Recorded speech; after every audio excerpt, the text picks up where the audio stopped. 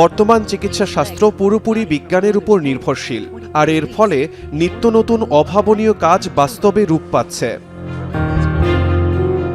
2016 সালে যুক্তরাষ্ট্রের টেক্সাসে এক অবিশ্বাস্য চিকিৎসা সাফল্যের সাক্ষী হয়েছিল বিশ্ব। পৃথিবীতে দুবার এসে ইতিহাস সৃষ্টি করেছিল লুইসভিলের শিশু লিনলি হোপ বুয়েমার।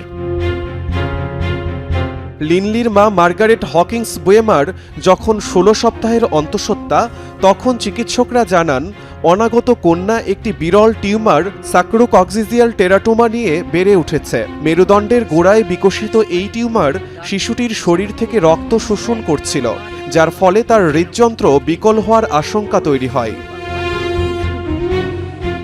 জটিল এই পরিস্থিতিতে টেক্সাস চিলড্রেন্স ফিটাল সেন্টারের বিশেষজ্ঞ চিকিৎসকরা ব্যতিক্রমী এক সিদ্ধান্ত নেন।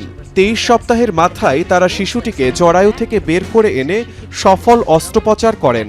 পরে তাকে পুনরায় মায়ের গর্ভে স্থাপন করা হয়, যেখানে সে আরও 12 সপ্তাহ বেড়ে ওঠে। অস্ত্রোপচারের সময় লিনলির ওজন ছিল মাত্র 1 পাউন্ড 3 আউন্স।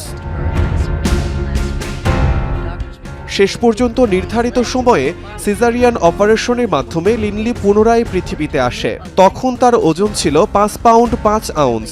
জন্মের মাত্র 8 দিন পর আরেকটি অস্ত্রোপচার করা হয় অবশিষ্ট টিউমার অপসারণের জন্য। বর্তমানে লিনলি পুরোপুরি সুস্থ এবং স্বাভাবিকভাবে বেড়ে উঠছে। চিকিৎসা বিজ্ঞানের এক বিস্ময়কর সাফল্যের প্রতীক হয়ে সে দেখিয়ে দিল আধুনিক চিকিৎসার মাধ্যমে কল্পনাকেও হার মানানো সম্ভব।